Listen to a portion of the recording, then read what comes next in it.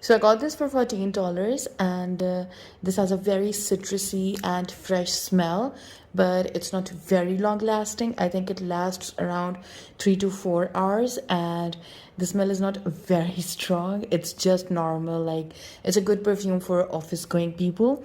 But if you're like me who wants to give a headache to people with your perfumes performance, then this might not be for you. But yeah, it's a good perfume for now.